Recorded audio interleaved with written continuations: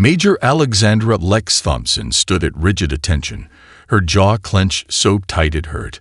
Around her, the Federation's Grand Combat Arena blazed with holographic displays, showing the crushing defeat of her Earth forces in perfect, crystalline detail. The final score flashed overhead. Federation forces, 100%. Earth forces, 0% combat effectiveness. As you can observe, Supreme Commander Zixtal drawled, his translucent appendages rippling with smug bioluminescence. Primitive kinetic weapons are simply no match for modern shield technology. Perhaps in another century or two, your species will be ready for real combat training. Lex forced herself to maintain diplomatic composure, even as her fingernails dug crescents into her palms. The demonstration hadn't been a battle. It had been a slaughter. Her best troops, veterans of the Mars insurrection and the Belt Wars, had been reduced to spectators in their own defeat. Their railguns, plasma rifles, and tactical nukes might as well have been slingshots against the Federation's energy shields. "Supreme Commander," she said, choosing her words carefully. "With respect, I noticed something about your formations That's quite enough, Major." Admiral Venn, Earth's senior representative to the Federation Military Council, cut her off with a sharp gesture. "We appreciate the Federation's instructive demonstration." Lex bit back her observation. She'd seen it clearly. The Federation forces moved in perfect, predictable patterns. Their shields were impressive, but their tactics were textbook. Literal textbook, as if someone had written down the one true way to fight, and nobody had deviated from it for 1,000 years. The other alien observers were already filing out, their various appendages and sensory organs conveying emotions ranging from pity to disdain. Earth had been the newest addition to the Galactic Federation, and demonstrations like this were supposed to help integrate their military forces. Instead, they'd become exercises in humiliation. "Major Thompson." A soft voice drew her attention. One of the Federation's junior tactical officers, she recognized the species as a Melrathi, had lingered behind. "I found your unit's attempted flanking maneuver interesting. Unorthodox, but interesting." "Thank you, Lieutenant." "Krelax, I've been studying Earth's military history. Your species has fought so many wars, in so many different ways. It's fascinating, if somewhat primitive." Lex managed a tight smile. Primitive seemed to be everyone's favorite word for Earth technology. We had to be adaptive. Different terrain, different enemies, different technologies. Earth's military doctrine evolved through necessity. Yet you achieved spaceflight and survived your atomic age. Clearly, there must be some merit to. "Lieutenant Krelax," Supreme Commander Zixtal's voice cracked across the arena. "You are not here to socialize with the Deathworlders. Return to your post." The young Melrathi's fur rippled in embarrassment as he hurried away. Lex watched him go, thoughtful. At least someone showed interest in Earth's military experience, even if only from an academic perspective. She turned to leave, but movement on one of the still active tactical displays caught her eye. A training simulation was running, showing Federation forces responding to various attack scenarios. The patterns were crystal clear now. Every response was optimized, perfect, and completely predictable. They fought like an AI running on a single algorithm, unable to adapt or improvise. "Major." Admiral Venn's voice made her jump. He'd returned without her noticing. "I know what you're thinking, and you need to stop. We're guests here, and the Federation's military technology is centuries ahead of ours. Don't rock the boat." Lex nodded stiffly, but her mind was already racing. The Federation had achieved military perfection according to their doctrine, but she'd learned enough Earth history to know that perfection often bred complacency. And complacency, sooner or later, got people killed. As she left the arena, a warning alert echoed through the station. Just another drill, testing the Federation's perfect responses to anticipated threats. But Lex couldn't help wondering, what would happen when they faced something their doctrine hadn't predicted? She didn't know it yet, but she'd get her answer sooner than anyone expected. The klaxons weren't a drill this time. Major Thompson stood frozen on the Federation flagship's bridge, watching the tactical display with growing horror. The Ravager ships. Ugly, brutal things that looked more like orbital mining platforms than warships, tore through the Federation's defensive line like it wasn't there. Impossible.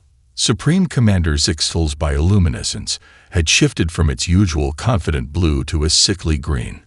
Our shields are rated 4. A massive explosion cut him off as another Federation cruiser disappeared from the display. Lex's trained eye caught what the others missed. The Ravager weapons weren't energy-based at all. They were firing what looked like simple metal slugs, accelerated to phenomenal speeds. "They're using mass strikers," she breathed. "Kinetic weapons, just like your primitive Earth weapons," Krelax finished, his fur standing on end as he worked his tactical station. "But these are orders of magnitude more powerful." The Federation's response was textbook perfect and completely useless. Their ships maintained optimal shield coverage, executed precise formation changes, and fired salvos of plasma weapons. But their shields, designed to disperse energy attacks, might as well have been soap bubbles against solid projectiles moving at relativistic speeds. "Supreme Commander," Lex stepped forward, breaking protocol. "Your ships need to start evasive maneuvers. Now, energy shields 1. You will maintain your position as observer, Major," Admiral Venn snapped. "This is not your concern." Another Federation ship vanished from the display. The Ravagers were systematically destroying the fleet's command and control nodes, a strategy that would have been immediately obvious to anyone familiar with Earth's naval warfare history. "With respect, sir," Lex's voice rose, "this is everyone's concern. Those ships are using tactics straight out of Earth's orbital defense playbooks. We've dealt with this kind of warfare before." The bridge rocked as a near miss sent debris pinging off the flagship's hull. The perfect order of the Federation battle line was crumbling into chaos. Preposterous, Zixtal's translator barely kept up with his agitated clicks. "Your species barely achieved spaceflight. These beings are clearly using weapons that bypass your defenses completely," Lex cut in. "Just like Earth's kinetic kill vehicles would have, if you'd actually let us use them in the combat trials." A sudden silence fell over the bridge. Even Admiral Venn looked thoughtful. "Explain," Zixtal demanded. Lex pointed to the tactical display.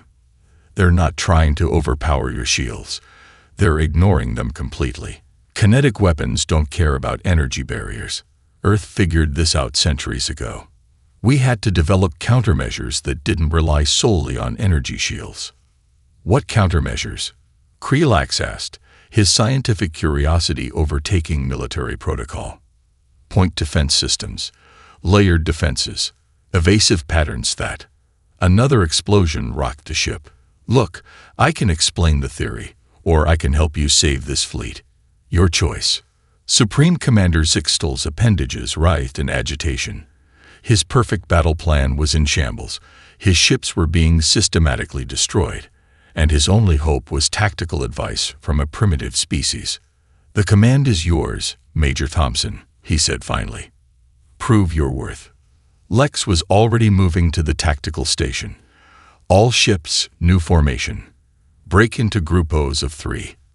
I want overlapping fields of fire, but irregular spacing.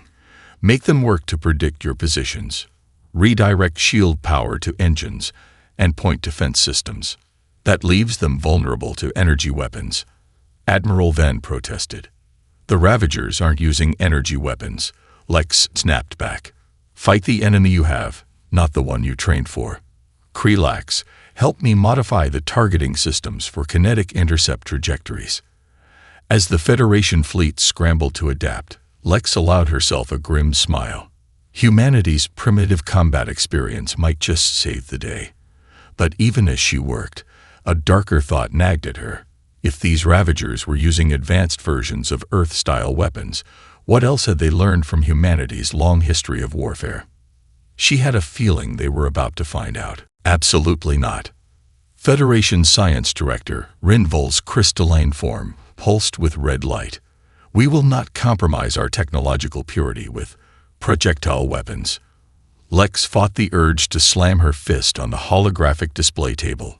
3 weeks had passed since the first Ravager attack, and the Federation had lost 37 ships to the enemy's advanced kinetic weapons. Yet here they were, still arguing about basic combat evolution. With respect, Director, she gestured to the simulation playing out before them. Purity won't matter if we're all dead. Look at these casualty projections. The hologram showed Federation space in red and black. Systems lost or under siege.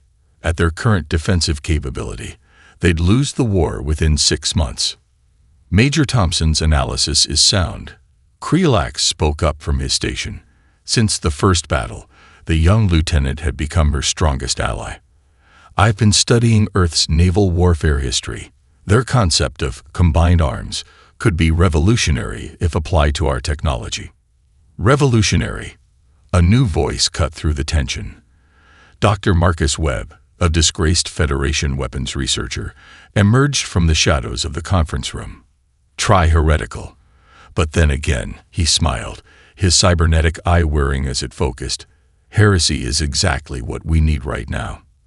Lex had specifically requested Webb's presence, despite his reputation. 10 years ago, he'd been expelled from the Federation Science Council for suggesting they explore primitive weapon designs.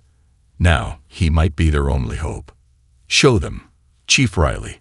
Lex nodded to the Earth Force mechanic who'd been quietly working in the corner. Riley, a burly woman with grease-stained hands and 20 years of experience maintaining humanity's primitive weapons, stepped forward.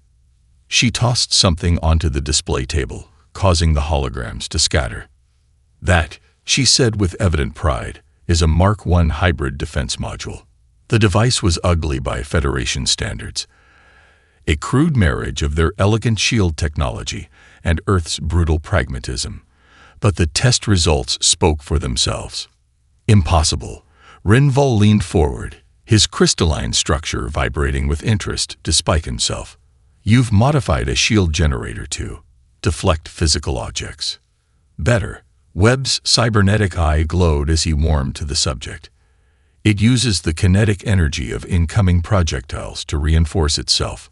The harder they hit, the stronger it gets. Primitive problems require primitive solutions, wrapped in advanced technology.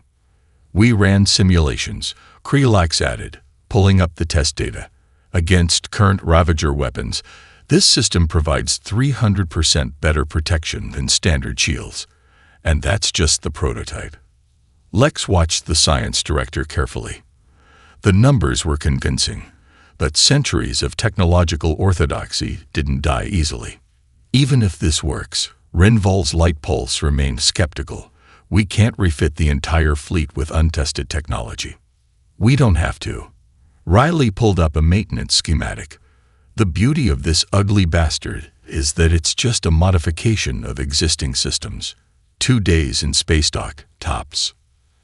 And the power requirements. Less than standard shields. Webb smiled. Efficiency was always my specialty, even if the Council disagreed with my methods. Lex stepped forward, knowing this was their moment. Director, the Ravagers caught us unprepared because we assumed our way was the only way. But humanity survived centuries of warfare by adapting, by combining different approaches. We're not asking you to abandon Federation technology. We're offering to make it stronger. A long silence followed. Rinvol's crystalline form shifted through various colors as he processed the proposal. Finally, he spoke. The Council will never approve this officially. A pause. However, if a small test group were to independently modify their defensive systems during routine maintenance, completely unauthorized, Webb's cybernetic eye winked. Terrible breach of protocol. Fill out the requisition forms in triplicate. Rinvol continued, his color shifting to a subtle green of approval. I'm sure they'll be lost in the bureaucracy for weeks. Such a shame. Lex felt a weight lift from her shoulders. It wasn't official approval, but it was a start. Chief Riley. She turned to the mechanic. How many units can we modify in secret? Riley's grin was pure Earth Force confidence. Give me enough coffee and duct tape, Major, and I'll rebuild this whole damn fleet. The revolution was starting, one hybrid shield at a time. Lex just hoped they'd be ready before the Ravagers struck again. Because next time, humanity's innovations would be waiting for them. They've sabotaged us. Chief Riley's voice crackled over the comm as warning lights flooded the testing chamber. The prototype hybrid shield generator sparked and sputtered, its carefully calibrated field collapsing under the stress of a simple weapons test. Lex stormed through the automated damage control systems, her magnetic boots keeping her anchored as the station's gravity fluctuated. This was the third accident this week, and she'd had enough. Status report, she demanded, reaching Riley's position. The chief mechanic yanked a smoking component from the generator housing. Same as the others, Major. Someone replaced our modified power regulators with standard Federation parts. They knew exactly what they were doing. Wanted it to fail spectacularly during the demonstration. From his observation post, Dr. Webb's cybernetic eye whirred as it analyzed the damage. Fortunately, they underestimated Earth engineering. Riley's backup systems prevented a full overload. Unfortunately, Krelax added, his fur bristling with static from the energy discharge, the Federation Military Council arrives in 6 hours for our progress review. Lex examined the sabotaged component. The Federation's conservative military leaders had been fighting her innovations every step of the way. But this was different. This was desperate. They're scared, she realized aloud. Not of failure, of success. Major Thompson. Admiral Ven's voice cut through her thoughts. He stood in the doorway, flanked by security drones. The Council has concerns about the safety of your experiments. Safety. Riley snorted, waving the burned-out regulator. Like replacing our safety equipment with sabotaged parts. Serious allegations, Chief. Ven's tone was ice. Perhaps we should discuss this in private, Major. Before Lex could respond, the station's alert system blared to life. Supreme Commander Zixtel's voice filled every channel. Emergency Protocol Alpha. Ravager fleet detected in the Proxima system. Civilian casualties. Extensive. All military personnel report for immediate deployment.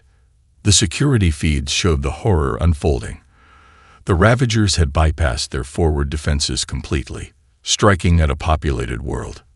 Federation citizens, families, were dying while politicians argued about technological purity. Looks like your review came early, Admiral. Lex's voice was steel. Those civilians are dying because the standard defenses don't work. We either evolve or we die. This is bigger than military doctrine. Webb stepped forward, his cybernetic implants glowing with intensity. The Federation preaches unity through technological advancement, but what good is advancement without adaptation? Admiral Ven's facade cracked slightly as another casualty report scrolled across the feeds. The Council will never. The Council isn't here, Krelax interrupted, showing unprecedented defiance to a superior officer. But the Ravagers are. And they're killing our people while we debate. Lex moved to the station's main tactical display, her mind racing through centuries of Earth's military history. How many times had bureaucrats and traditionalists nearly doomed humanity before necessity forced adaptation? Admiral. She squared her shoulders. You can arrest me after we save those civilians. But right now, I have 12 ships equipped with prototype hybrid shields and crews trained in Earth combat tactics. Let me prove what we can do. A tense silence filled the chamber. Even the warning klaxons seemed to hold their breath. Finally, Ven spoke. The Council ordered me to shut down your program, Major. He paused, then added quietly. They never specified when. Lex didn't waste the opportunity. Riley, prep the modified ships. Webb, upload the latest combat algorithms. Krelax, get me a direct line to those ships' commanders. As her team scrambled to action, she turned back to Ven. Admiral, what I'm about to do will either save lives or end my career. Probably both. Just remember, Major, success has consequences too. His expression was unreadable. If you succeed, every military doctrine the Federation has relied on for centuries becomes obsolete. Are you ready for that responsibility? Lex thought of Earth's long history of warfare, of how innovation always came at a cost, of how progress demanded sacrifice. No, she admitted, checking the charge on her tactical tablet. But those civilians don't have time for me to get ready. Sometimes you have to act. Consequences be damned. She had 12 ships, an untested doctrine, and centuries of human combat experience to draw upon. The Ravagers were about to learn why you should never back humanity into a corner. Scatter Formation Delta. Lex commanded from the bridge of the FCS Intrepid. Just like we practiced. Unpredictable trajectories. Keep them guessing. Her 12 modified ships broke from standard Federation patterns, moving like a school of Earth fish evading predators. The Ravager fleet, expecting the usual geometric formations, fired their kinetic weapons into empty space. Multiple impacts avoided. Krelax reported from tactical, his fur rippling with excitement. Hybrid shields at 98% efficiency on all ships. Dr. Webb's voice crackled over the comm. Energy absorption successful. Riley's modifications are holding.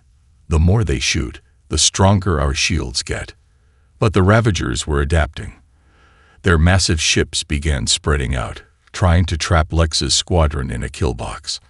On the tactical display, civilian evacuation ships fled the burning orbital stations of Proxima Colony, desperately seeking safety behind her small fleet. They're learning, Lex muttered. Then louder. Execute Maneuver Earth C-47. C-47. Commander Zixtal's bioluminescence flickered in confusion from his advisory position. I'm not familiar with submarine warfare doctrine. Lex cut him off, watching her ships dive beneath the orbital plane. 20th century Earth.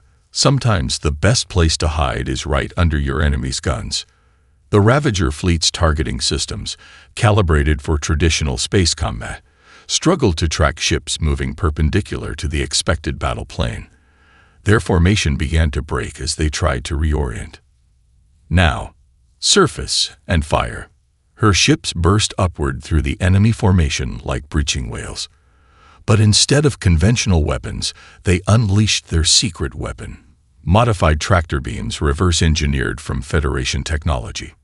Gravitational spikes confirmed. Riley's voice was pure satisfaction. Their own kinetic weapons are being deflected back at them. The Ravager shields, designed like the Federation's to stop energy weapons, provided no defense against their own projectiles. 3 enemy capital ships erupted in silent explosions. But victory came with a price. The Ravager flagship, in its death throes, launched a desperate barrage. The FCS Dauntless, one of Lex's modified ships, took a direct hit. Dauntless reporting critical damage. Krelax's voice was tight. Hybrid shield held, but the kinetic transfer overloaded their structural integrity. Get me a channel to Dauntless, Lex demanded. The video feed showed Captain Chen, blood streaming from a cut on her forehead.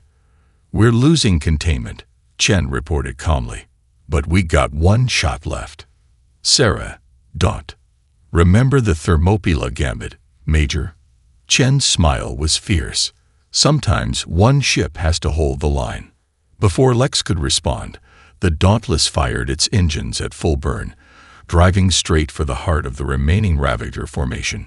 Its hybrid shield, overloaded but not yet failed, blazed like a newborn sun. For Earth and Federation, Chen's final transmission cut off as the Dauntless rammed the Ravager command ship. The resulting explosion took out 3 more enemy vessels. The remaining Ravager ships, their formation shattered and their tactical advantage lost, began to retreat. But Lex wasn't finished. All ships, execute pursuit pattern Theta. Don't let them regroup and return. Standard Federation doctrine would let them escape. We're not doing that today.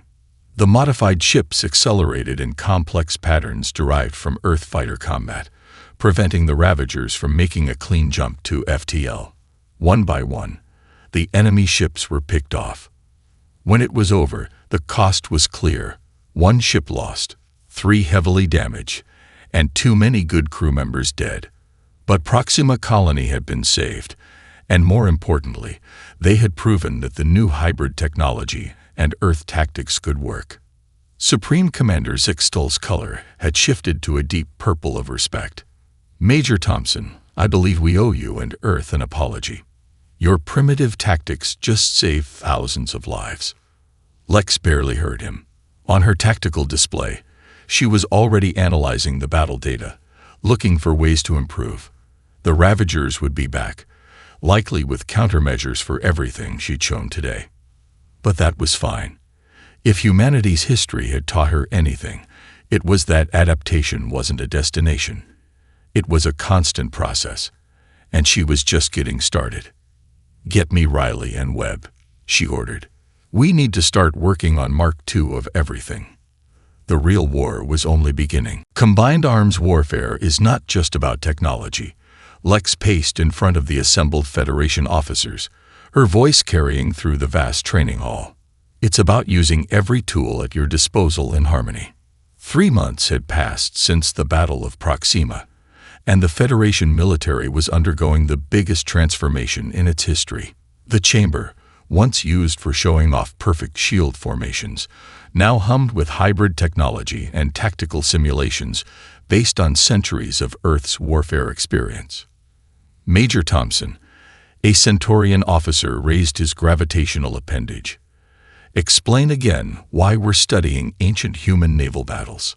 Lex gestured to the holographic display, showing the Battle of Midway. "Because the principles remain the same. The Japanese fleet had superior technology, better trained crews, and more experience. But the Americans had intelligence, adaptability, and the willingness to take calculated risks. Just like we do now." Krelax added from his new position as Chief of Tactical Integration. His promotion had raised eyebrows, but no one could deny his results. Suddenly, Admiral Venn burst into the chamber, his usually composed demeanor shattered. "Major, we have a situation. The Ravagers. They copied our hybrid shield technology." The room erupted in murmurs. Lex felt her stomach drop, but kept her expression neutral. She'd expected this. Earth's military history was full of examples of enemies adapting to new technology. Not just copied. Dr. Webb's voice came from the doorway, his cybernetic eye glowing red with concern. "They've improved it. Our latest intel shows they've combined it with some kind of mass-phasing technology." "Impossible," Supreme Commander Zixtal exclaimed. "Even our most advanced." "That's the problem," Lex cut in. "We're still thinking in terms of advanced versus primitive. The Ravagers don't care about technological purity. They take what works and make it better." Riley, now head of the Hybrid Systems Division, pulled up the latest sensor data. "Look at these readings. They're using the hybrid shields to actually accelerate their kinetic weapons. It's like they studied our entire weapons development history and jumped straight to the endgame." Lex watched the faces around her. Federation officers who had finally embraced change now looked lost again. But she saw something else too. Human instructors, scattered throughout the room, already pulling up historical examples of similar challenges. "Listen up." Her voice cut through the chaos. "This is not a technology problem. This is a doctrine problem. Throughout Earth's history, every new weapon eventually met its counter. Every perfect defense found its flaw." She pulled up her own tactical display, showing various Earth conflicts. The longbow, gunpowder, aircraft carriers, nuclear weapons. Every time humanity faced a superior force, we adapted. Not just our technology, our entire approach to warfare. "But how?" a Federation commander asked. "If they have our advantages and superior technology, then we change the game." Lex smiled grimly. Earth military history isn't just about weapons. It's about psychology, strategy, deception. When you can't match your enemy's strength, You make them fight on your terms. Dr. Webb caught on first, his cybernetic eye whirring as he processed the implications. You want to bait them, like the Mongols at Kalka River. Or Sherman's march to the sea, Riley added, grinning. Hit them where they ain't. Krelax's fur bristled with excitement. The Federation has centuries of technological development they never fully explored because it didn't fit their doctrine. If we combine that with Earth's tactical innovations. Exactly. Lex faced the assembled officers. The Ravagers think they've beaten us by copying our technology. Fine. Let's show them what happens when they face the full weight of human military innovation, backed by Federation resources. Admiral Venn stepped forward, his expression both worried and proud. The Council won't like this, Major. They'd barely accepted the hybrid shields. What you're proposing is a complete revolution in how we fight. With respect, Admiral. Lex's voice was steel. Revolution is exactly what we need. The Ravagers want to play catch-up. Let's give them 5,000 years of military evolution to catch up to. The room was silent for a moment. Then Supreme Commander Zixtal's bioluminescence shifted to the deep blue of determination. Teach us, Major Thompson. Teach us everything. The real revolution was about to begin. Like water, Lex explained, demonstrating the martial arts move to a group of Federation officers. Flow around resistance, then strike where they're weakest. The training hall had been transformed. Holographic Ravager ships moved in complex patterns, while Federation crews practiced unconventional maneuvers. What had started as simple technology adoption had evolved into something entirely new. Fascinating. Supreme Commander Zixtal observed from the control booth. They're applying principles of individual combat to fleet tactics. Dr. Webb nodded, his cybernetic eye tracking the movements. The human body developed its combat techniques over millions of years of evolution. Why not apply those same principles to space warfare? A sudden alert interrupted the session. Riley's voice crackled over the comm. Major, you need to see this. Now. Minutes later, Lex stood in the tactical center, watching footage of the latest Ravager attack.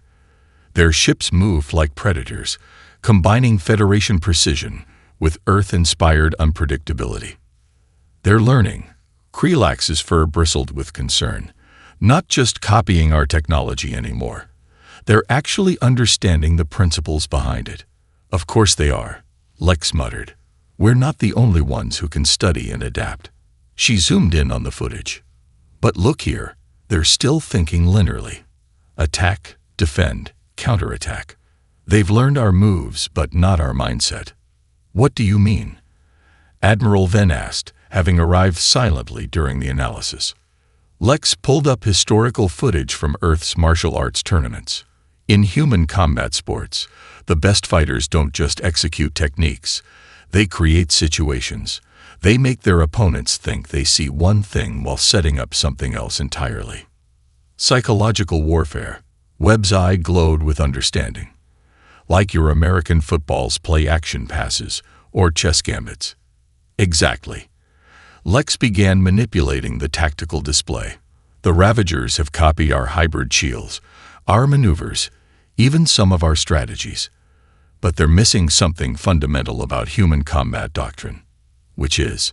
Zixtal leaned forward, his bioluminescence pulsing with curiosity. Creativity under pressure. The ability to improvise, to see patterns and break them at the same time. She looked around the room. Every major innovation in Earth's military history came from someone looking at an old problem in a new way. Riley burst in, holding a modified shield projector.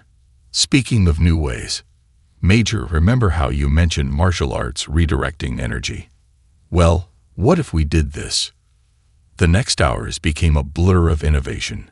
Webb and Riley worked on modifying shield systems to act like martial arts techniques, redirecting energy rather than just absorbing it.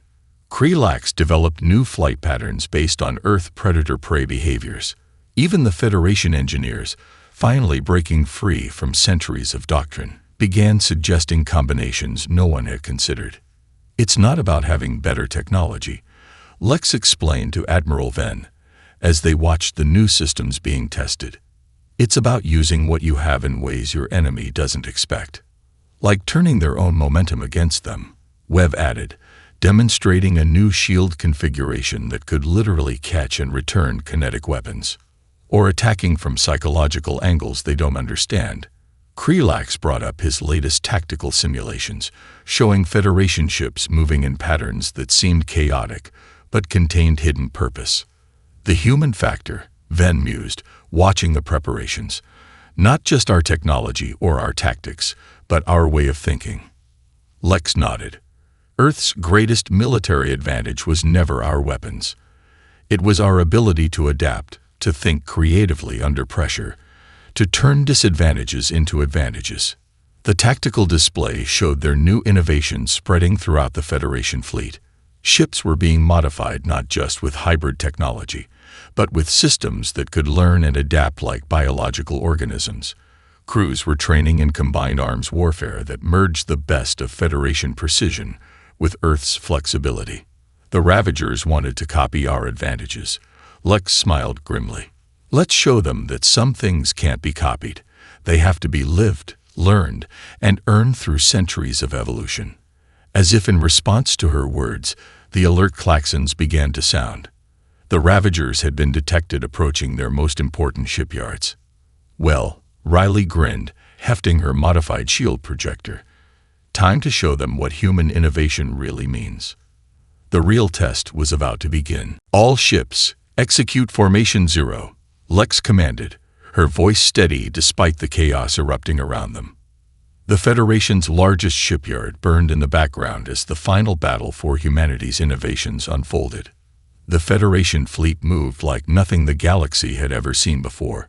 Ships flowed like water around Ravager fire, their hybrid shields pulsing with absorbed energy. Centuries of human combat doctrine, merged with Federation technology, had created something entirely new.